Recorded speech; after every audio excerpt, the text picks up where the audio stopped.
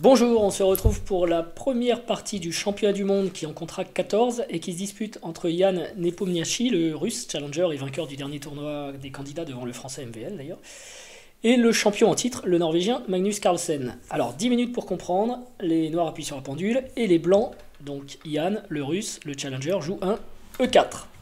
Ok, Jan c'est un joueur d'attaque qui aime les parties dynamiques. Esco est clairement le plus agressif. On verra s'il le garde pour la suite. E5. Pardon. De l'autre côté de l'échiquier, Magnus est capable de tout jouer et il va tenter d'orienter la partie vers un terrain qui ne conviendra pas trop au style, encore une fois dynamique de Jan. C'est pourquoi il joue E5 par exemple ici, plus lent et moins déséquilibré que la sicilienne avec ses 5 qu'il avait joué dans son match précédent contre Caruana. Alors, cavalier F3, attaque E4, cavalier C6 défend, fou B5, c'est l'ouverture espagnole. A6, attaque le fou, et fou A4. A noter que Jan ne pouvait pas gagner le pion ici avec fou prend C6, dé prend C6, cavalier prend E5 parce qu'il y a dame E4 qui récupère le pion et par exemple c'est même terrible parce que cavalier F3, dame échec, dame E2, dame prend E2, roi prend E2, les blancs non seulement ils ont rendu le pion mais en plus sont déroqués et ils ont perdu la paire de fous. Donc c'est un bon avantage noir déjà ici. Donc il joue fou A4, cavalier F6, attaque E4, petit roc, une défense astucieuse. Si par exemple cavalier prend un 4, ici il y a tour E1 qui permettrait de regagner le pion et il y a même D4, le coup D4 qui serait encore plus fort. Voilà. Donc sur petit roc, Carlsen répond fou E7. En enlevant le potentiel clouage sur la colonne E, les noirs menacent maintenant vraiment de prendre en E5 en fait. Tour E1, défense, B5, attaque le fou, fou B3, seul coup, petit roc, et H3, un coup un petit peu surprenant. La variante principale c'est C3, D5, le gambit Marshall en fait, E prend D5, cavalier prend D5, cavalier prend E5, cavalier prend E5, tour prend E5 et C6. Et les noirs ont une bonne compensation pour le plan, pour le pion sacrifié. C'est une position qui est toujours très débattue aujourd'hui. Toujours est-il qu'avec H3, jusqu'ici les joueurs ont blitzé, mais le champion du monde marque un temps d'arrêt, il s'y attendait peut-être pas, et joue après une réflexion de 2 minutes un coup très rare, cavalier A5. Cavalier A5, qui attaque directement le fou B3. Habituellement, cette attaque, elle est d'abord préparée par fou B7.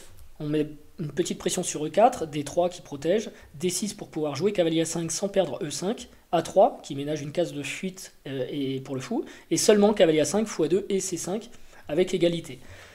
Donc en fait, Magnus ne fait pas toutes ces préparations et il joue directement cavalier A5. Alors du coup, Jan prend aussi le temps de réfléchir à son coup. Son fou ne peut pas être sauvé, mais c'est un sacrifice de pion. E5 n'est plus défendu. Donc il accepte le sacrifice de pion, cavalier prend E5. Et il n'a pas vraiment d'autre choix que de relever le défi. Cavalier prend B3, A prend B3, fou B7, D3 défend le pion. Les noirs ont donc donné un pion pour la paire de fous, qui ne pourra pleinement s'exprimer que dans une partie avec des diagonales ouvertes. Carlsen doit principalement cibler les cases blanches, puisque les blancs n'ont plus de fou de cases blanches pour les défendre. Et conséquence de leur gourmandise, les blancs ont un retard de développement, à cause duquel l'ouverture des lignes leur serait préjudiciable. C'est donc tout naturellement et tout logiquement que le champion du monde joue D5. Voilà.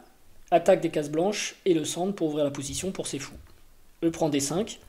Alors cavalier C3 aurait permis de développer une pièce, mais malheureusement pour Jan, ça se serait heurté à D prend E4, cavalier prend E4, cavalier prend E4, D prend E4, dame prend D1, tour prend D1 et fou prend E4 avec un léger avantage.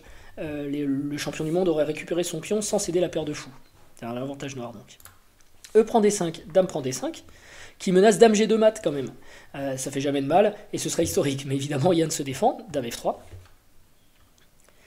Cavalier F3, pour garder les dames, était plus incisif, mais Jan n'a même pas hésité et joué dame F3 à tempo. Il aurait pu suivre tour A E8, fou F4, et c'était une toute autre partie. En tout cas, il a joué dame F3, fou D6, menace dame prend E5 qui gagnerait une pièce, pardon. Roi F1, joué au bout de 23 secondes, donc très rapidement. Donc a priori, Jan était préparé ici, parce que c'est pas un coup naturel. En fait, c'est clairement une prépa. C'est un coup peu intuitif et joué tempo. C'est le premier coup aussi proposé par l'ordi. L'idée, c'est de défendre la tour E1 et dame prend E5 ne marche plus. D'ailleurs, en fait, une petite anecdote, cette position est connue. Elle a déjà été jouée en 2006 par Igor Nataf, spécial dédicace, avec les noirs contre Cornive, qui avait choisi d'échanger directement les dames. Plutôt que de jouer roi F1, il a joué dame prend D5, cavalier prend D5, fou D2 et F6 avec égalité. Bon, ici, Jan joue roi F1 et Bon, pour comprendre aussi roi F1, on peut regarder s'il avait joué cavalier C3 par exemple, c'est une erreur. Dame prend E5, super sacrifice de dame. Mais bon, si on prend la dame en E5, on perd la dame en F3 et on aura donc perdu une pièce. Dame prend B7 et dame prend E1, échec et mat. D'où l'idée de jouer d'abord roi F1. Ça défend la tour. Tour FB8, défend le fou B7 et donc menace à nouveau fortement dame prend F5. A noter qu'après une petite minute de réflexion,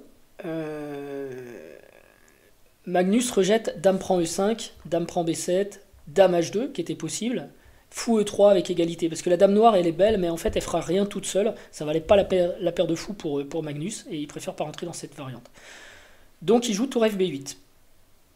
Par contre, tour AB8, comme j'ai vu dans le chat en live, il y a quelqu'un qui demandait pourquoi tour AB8, on lui a pas trop répondu. Ça semble plus naturel mais ça perd un pion en fait, après dame prend D5, fou prend D5, pas cavalier prend D5, hein, parce que si on joue... cavalier prend D5 ici, c'est cavalier D7 fourchette. Il y a les deux tours côte à côte justement. Donc fou prend D5. Et boum, tour prend A8, récupère, gagne un pion et donc prend vraiment l'avantage. Donc il joue tour FB8 au bout d'une minute. Dame prend D5. Il faut échanger quand on a du matériel en plus, mais la paire de fou est plus forte en finale, surtout dans cette position ouverte. Donc Yann ne va pas dans cette variante de gaieté de cœur en fait. Il sent que ses chances de s'imposer avec les blancs lui échappent. Surtout que Magnus est connu pour être le meilleur joueur de finale au monde. Bon, cavalier prend D5, fou D2. Il est temps de se développer quand même, on est au 16e coup. C5, replace son pion arriéré, cavalier F3. 16 minutes pour jouer ce coup prophylaxique, pour éviter que l'initiative ne glisse aux mains des noirs. Par exemple, s'il avait joué cavalier C3, qui paraissait plus logique, il y a cavalier B4 qui attaque C2, tour à C1 pour défendre, tour E8, et c'est les noirs qui attaquent là, qui ont l'initiative. Donc cavalier F3, ok. Tour D8, 20 minutes de réflexion, un coup profond, visant le complexe des cases blanches C2, D3 potentiellement faible. Cavalier C3 qui termine enfin le développement. Cavalier B4, attaque C2. Tour E-C1, défend. Tour à C8. Avec des idées de C4. C4, ciblant toujours C2. Cavalier E2. Parce que placer ses pions sur case noire, C3, D4 pourrait être une solution. Mais ça demande une sacrée préparation quand même. Cavalier C6, ici Carlsen 9 minutes encore, hein, après une longue réflexion, change de plan. Il envisage de rendre son fou B7 pour affaiblir la structure blanche et poster son cavalier devant les pions doublés. La suite en image, ça fait fou E3, prépare C3 D4, cavalier E7, et là Nepo se rend compte qu'il réalise un peu tard en fait que C3 va se heurter maintenant à cavalier F5 qui attaque son fou. Donc du coup il a perdu un peu un temps et il joue fou F4 pour éviter ça. 16 minutes, hein, il a du mal à se décider à le faire mais il est obligé. Fou prend F3, transforme l'avantage des deux fous en un autre, une meilleure structure de pion. G prend F3, fou prend F4, cavalier prend F4, tour C6, un super coup. La tour défend A6 et peut glisser sur l'aile droite pour attaquer les pions affaiblis. Tour E1, s'active sur la colonne ouverte et attaque le cavalier. Cavalier F5, se réfugie sur une case forte et cible les pions isolés. Les noirs ont toujours de bonnes compensations. La menace immédiate est cavalier D4, donc C3. Cavalier H4. Alors, petite question, est-ce que G5, selon vous, gagnait un pion? Parce qu'on repousse le cavalier qui défend le pion D3. En fait, il y aurait eu tour E5, contre-attaque, G prend F4, tour prend F5, tour prend D3, tour prend F4, tour D2, et tour A2 avec une égalité, on va dire, relative. Donc Magnus préfère cavalier H4, qui laisse encore un peu de suspense. Tour E3, défend D3 et F3 et prépare le doublement des tours, et peut-être même va mater en E8, roi F8. Eh non, on plante pas un mat du couloir au champion du monde. Cavalier G2. Pour repousser le cavalier H4 hors de son camp, cavalier F5, recule sur une case active, attaque la tour et laisse le cavalier G2 en fait dans une situation tristoune. Tour E5, contre-attaque le cavalier, G6 défend, cavalier E1, il fallait défendre D3, cavalier G7, le cavalier rêve maintenant de la case F4, d'où il attaquerait D3 et H3, donc il veut faire cavalier E6, cavalier F4. La partie est clairement devenue une partie de manœuvre qui convient bien au style de Magnus plutôt. Tour E4, D3 est faible, Nepo envisage de pousser prochainement D4, hein, c'est toujours son plan, avec roi E2, cavalier C2, puis D4, mais il perd encore un temps après F5. La tour doit bouger. Tour E3, cavalier E6, menace cavalier F4, cavalier G2, défend, B4, un bon coup, car C4 n'est pas possible, il abandonnerait la case D4 au cavalier. Donc roi E2, le roi revient à la rescousse pour défendre les pions de l'Eldam. Tour B8, les noirs veulent jouer B prend C3, donc roi D2 pour venir défendre, B prend C3, B prend C3.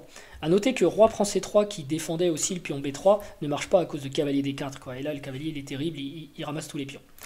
Donc B prend C3, tour prend B3, donc Magnus récupère enfin son pion. Roi C2 attaque la tour, tour B7. En fait, on a envie de jouer ici tour CB6 pour infiltrer la position blanche, mais ça marche pas. Il y a une surcharge de la tour B6 si on fait ça, elle défend tout. Et tour prend E6, il gagne tout simplement une pièce. Parce que si on reprend, on perd la tour en B3. Donc tour B7, il recule. H4, c'est un bon coup qui enlève la case G5 au cavalier. Il est tenu à distance astucieusement par les pions et le cavalier G2. On passe pas. Roi F7. Magnus ne risque pas grand chose, il améliore son roi. Tour E, E1. Yann veut améliorer son cavalier passif en G2. Une case forte est apparue en C4. Et donc il fait la place en E3 pour amener le cavalier. Roi F6. Cavalier E3. Tour D7. Cible D3, mais cavalier C4 menace de gagner par cavalier E5 fourchette. Donc tour E7, la position est égale maintenant, hein, ça mouline mais c'est égal. Cavalier E5, attaque la tour. Tour D6, Nepo qui entrevoit une solution pour faire nul, saute sur l'occasion pour mettre un terme à cette partie où l'occasion en fait ne lui a jamais été donnée d'exprimer son talent dynamique. Cavalier C4, tour C6, cavalier E5, tour D6, cavalier C4. Partie nulle et bon résultat pour Magnus qui neutralise son adversaire avec les noirs sans trop de difficultés. Certains ont critiqué cette partie. Ok, il n'y a pas eu de tactique flamboyante, mais au-delà des apparences, les manœuvres positionnelles étaient subtiles et souvent confirmées par les ordinateurs. Donc bravo à eux et vivement la ronde 2 où le champion du monde tentera de remporter son service avec les blancs. Allez, je vous dis merci et à bientôt. Ciao.